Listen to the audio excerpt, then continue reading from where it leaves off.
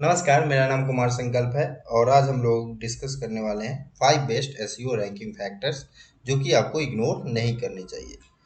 But उससे पहले एक एमसीक्यू ले लेते हैं। आज का हमारा क्वेश्चन है एसईआरपी का मतलब क्या होता है। आपके ऑप्शंस हैं search engine result page, search engine resource page, search engine resource program and none of these. आपको अपने आंसर कमेंट सेक्शन में देना है, बाकी मैं इसका जवाब वीडियो के लास्ट में लेकर आऊंगा। सबसे पहला एसईओ रैंकिंग फैक्टर्स है ना, वो है बैकलिंक। अब देखिए बैकलिंक क्या होता है। मान लीजिए दो वेबसाइट है, वेबसाइट ए और वेबसाइट बी।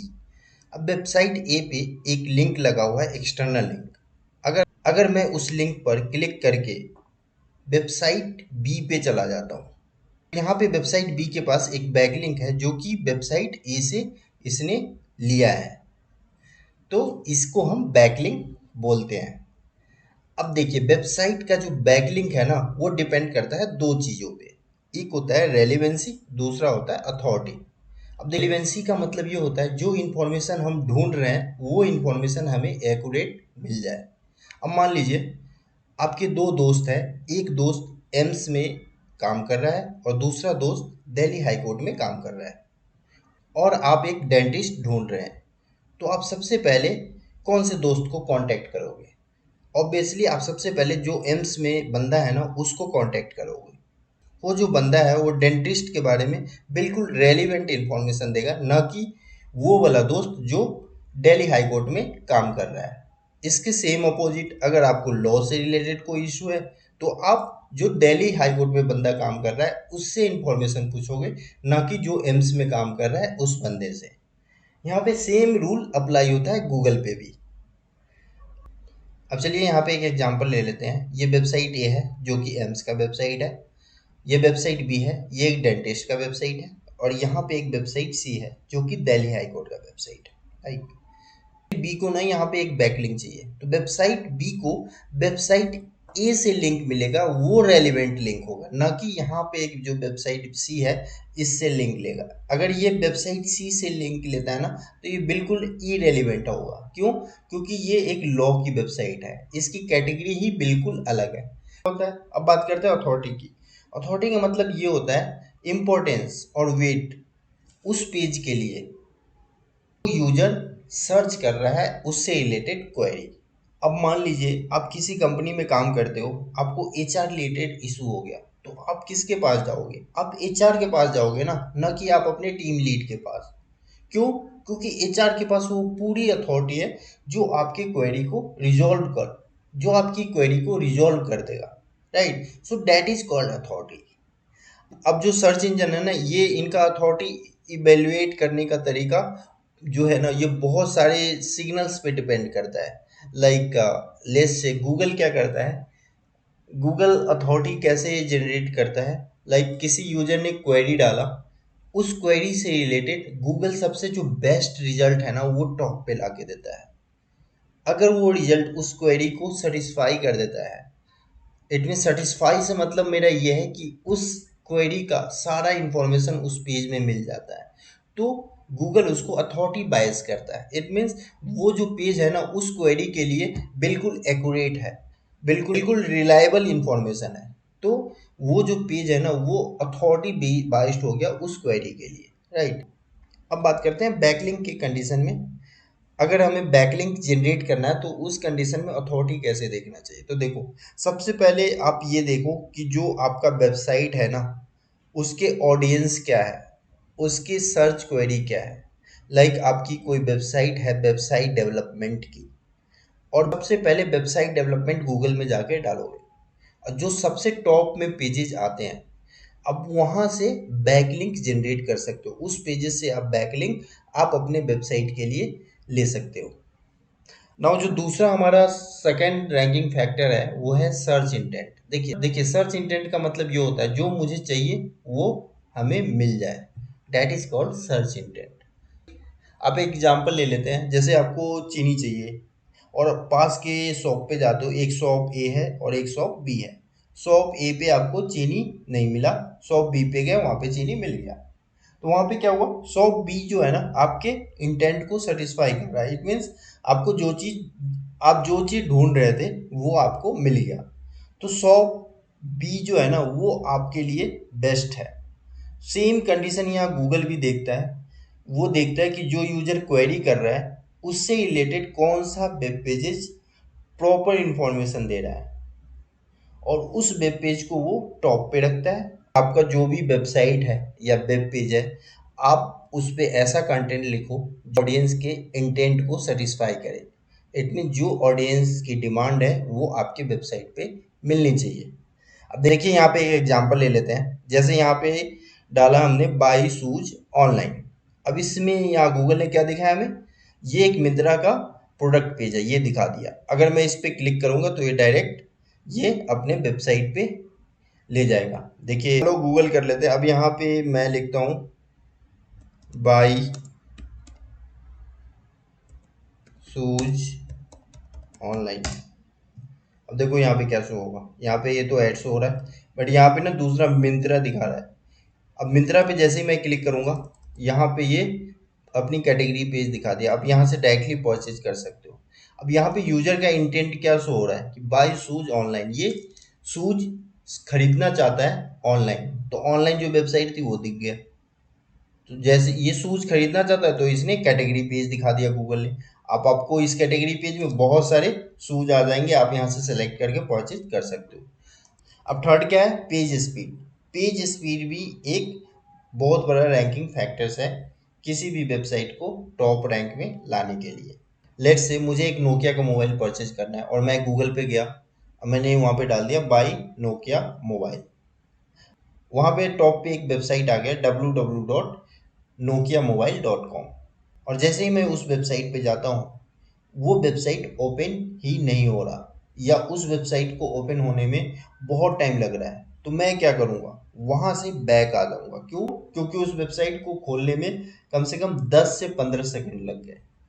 अब 10 से 15 सेकंड ना कोई भी यूजर किसी वेब पेज पे आज के टाइम में या वेबसाइट पे नहीं रुकेगा। उसे हर एक बंदे को बहुत जल्दी होती है, वो फटाफट कोई भी काम कर लेना चाहता है।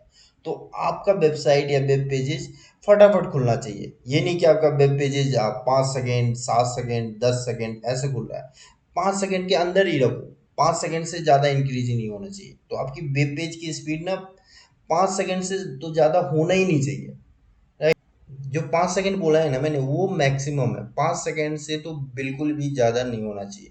अदरवाइज क्या होगा, आपके वेबसाइट या वेब पेजेस की रैंकिंग खराब हो जाएगी। उसको गूगल क्या कर देगा, डी रैंक कर देगा। क्यों? इसका रीज़न है। अब देखो जैसे मैंने एग्जांपल दिया कि मुझे मोबाइल खरीदना है, मैं गूगल पे गया, वहाँ पे लिख दिया कि बाई नोकिया मोबाइल। अब वहाँ पे क्या होगा, बहुत सारे कॉम्पिटिटर होंगे आपके, राइट। अगर मैं मैं फर्स्ट वाले वेबसाइट पे जाता हूँ जो है nokiamobile.com, अगर वो नहीं ओपन होता है तो मैं क्या करूँगा, बैक होके दूसरे वाले वेब पेज पे जाऊँगा। अगर वो खुल गया, फटाफट से खुल गया, तो वहाँ पे मुझे सारी इन्फॉर्मेशन मिल गया। तो गूगल भी क्या करेगा ना, वो देखेगा कि बंदा गया वापस आ गया, इसका मतलब उसका एक्सपीरियंस ना उस वेबसाइट पे अच्छा नहीं रहा। तो वो क्या करेगा, उसको वो टेस्ट करेगा पहले कितने लोग उस पे जा रहे हैं और फटाफट वापस आ रहे हैं, मतलब कि उस पे कोई भी एक्टिविटी नहीं कर रहे हैं। और ऑब्वियसली नहीं करेंगे क्योंकि आपकी वेबसाइट की पेज की स्पीड ना बहुत खराब है, ओपन ही नहीं होगा। तो वो बंदा क्या करेगा, जाएगा और वापस आ जाएगा। तो उस कंडीशन में गूगल क्या करता है, उस वेबसाइट को या उस वेब पेज को वो डी रैंक कर देता है। और जो जो वेब पेज फटाफट खुल जाता है, जहाँ पे यूजर को प्रॉपर इंफॉर्मेशन मिल जाता है, उस पेज को वो टॉप रैंक में लाके रख देता है। तो ये भी एक बहुत बड़ा फैक्टर है, page speed. Now next, mobile friendliness. देखो अब ये क्या होता है, अभी के टाइम में ना सब लोग मोबाइल पे आ गए, सारे लोग डेस्कटॉप पे बहुत कम टाइम लोग इंगेज करते हैं। एक स्टैट्स के अकॉर्डिंग अभी के टाइम में 80% लोग जो टाइम बिताते हैं ना, वो कहाँ सबसे ज़्यादा बिताते हैं, अपने मोबाइल पे। तो अब समझो कि मोबाइल वाला मार्केट ना आपके लिए कितना बड़ा है। आने वाले टाइम में तो ये मुझे लगता है कि डेस्कटॉप की और भी ज़्यादा पेमेंट कम हो जाएगी। तो मोबाइल आपके लिए जो रैंकिंग फैक्टर भी है, यूजर एक्सपीरियंस भी है। अब मोबाइल फ्रेंडली होता क्या है, पहले मैं ये आपको बता दूं। यहाँ पे मैंने दो यूआई लिए हैं। एक ये है जिसपे क्रॉस का निशान लगा हुआ है, दूसरा है जिसपे राइट का निशान लगा हुआ है। अब इसमें क्या हो रहा है, क्रॉस वाले निशान में क्या हो रहा है, ये देखो आपको प्रॉपर इन्फॉर्मेशन ना पता नहीं चल पा रहा। अगर आपको यहाँ पे इन्फॉर्मेशन पढ़ना है तो यहाँ पे क्या करना पड़ेगा, जूम करना पड़ेगा, क्लिक करना पड़ेगा। बट ये सेकेंड वाले में क्या हो रहा है, यहाँ पे प्रॉपरली इन्फॉर्मेशन शो हो रहा है। ये देखो सारे मेन्यू शो हो रहे हैं, क्या लिखा हुआ है ये भी दिख रहा है, ये भी। बट इस वाले में ना मुझे दिख नहीं रहा कुछ भी, इसको मुझे क्या करना पड़ेगा, जूम करना पड़ेगा, फिर दिखेगा। यूजर का एक्सपीरियंस ना एक खराब हो जाता है। और गूगल इसके लिए क्या करता है, एक टूल है search.google.com/test/mobile-friendly। इस पे जाके आप अपने वेबसाइट को डाल के चेक कर सकते हो कि आपका वेबसाइट मोबाइल फ्रेंडली है या नहीं।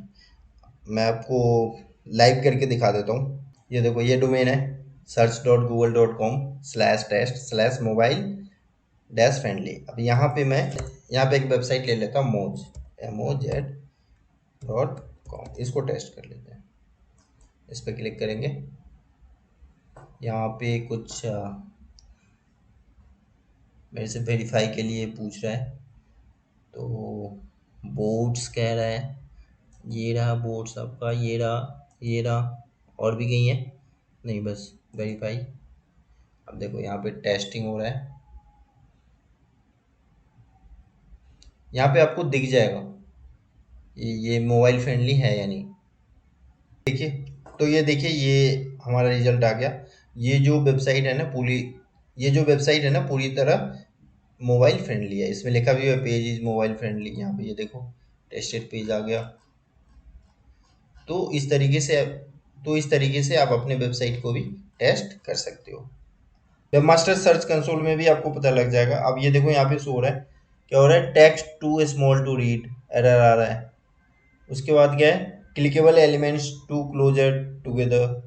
तो आपको ये सारे चीजें वेब मास्टर में चेक कर सकते हो। और इसको हमारा नेक्स्ट है और मोस्ट इंपॉर्टेंट रैंकिंग फैक्टर्स है, जो कि है यूजर एक्सपीरियंस।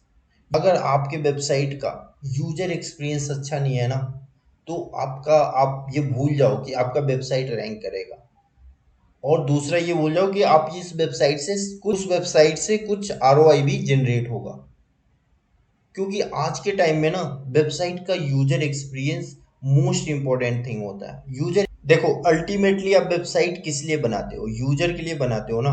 तो जो वेबसाइट है ऑडियंस के लिए हम बनाते हैं, और उस वेबसाइट से अगर ऑडियंस को बेनिफिट नहीं हो रहा है, मतलब ये है कि वो सबसे बैड एक्सपीरियंस है, मतलब बहुत ही गंदा यूजर एक्सपीरियंस है। तो इसके लिए बहुत सारे टूल्स आते हैं, जिस तरीके से टूल्स आते हैं, टेक्निक होते हैं, आपको रिसर्च करनी पड़ेगी कि कैसे हम अपने वेबसाइट का यूजर एक्सपीरियंस बढ़ाएं। टेस्टिंग होती है, जैसे ए बी टेस्टिंग होती है, मल्टीवेरिएट टेस्टिंग होती है। इसमें आप डिफरेंट डिफरेंट लेआउट को टेस्ट कर सकते हो कि कौन सा वेब पेज हमारे ऑडियंस के लिए बेटर है, और उसको फिर आगे इम्प्लीमेंट कर सकते हो। बहुत सारे लोग आजकल वेबसाइट पे पॉपअप बहुत सारे डाल देते हैं, जो कि एक डिस्ट्रैक्शन होता है, यूजर का डिस्ट्रैक्शन होता है। तो वो चीज़ नहीं करना चाहिए, क्योंकि ये बहुत ही ज़्यादा बैड एक्सपीरियंस होता है यूजर के लिए। मान लो आपने वेबसाइट पे एक पॉपअप डाल दिया, उस पे कहीं क्रॉस का बटन ही नहीं डाला। इसी वेबसाइट पे जाता हूँ और वहाँ पे ढूंढता हूँ कि बीटेक के बाद कैरियर ऑप्शंस क्या क्या है। और जैसे ही मैंने ओपन किया, एकदम से पॉपअप आ गया, और पॉपअप पे आपने क्रॉस का बटन वगैरह भी नहीं, कुछ भी नहीं डाल डाल रखा है, और उसमें एक प्रॉपर इंफॉर्मेशन मांग रहे हैं। तो मेरे लिए ना एक बहुत बैड एक्सपीरियंस हो जाता है, क्योंकि मुझे ना फॉर्म फिल नहीं करना है उस टाइम, मुझे कंटेंट कंज्यूम करना है, जो कि मुझे नहीं मिल रहा है। तो ये एक बैड एक्सपीरियंस होता है। ये है कि आपका जो कंटेंट है वो लॉजिकली वे में ऑर्गेनाइज होना चाहिए। इट मीन्स अगर वेबसाइट डेवलपमेंट के लिए आप कंटेंट लिख रहे हो, तो वहाँ पे फीचर्स कहाँ पे डालना है आपको, वेबसाइट डेवलपमेंट की कंपनीज कौन कौन सी है, इसका स्ट्रक्चर कहाँ पे होगा, ये सब चीज़ें आपको देखना पड़ेगा। ये बेस्ट 5 एसईओ रैंकिंग फैक्टर्स था, जिसे आप लोग यूज करके आप अपने वेबसाइट का रैंकिंग इंक्रीज कर सकते हो। अब हम बैक आ जाते हैं अपने क्वेश्चन की तरफ। हमारा क्वेश्चन ये था कि SERP का मतलब क्या होता है। इसका सही जवाब है सर्च इंजन रिजल्ट पेज। तो मिलते हैं नेक्स्ट वीडियो में, तब तक के लिए God bless you all, thank you.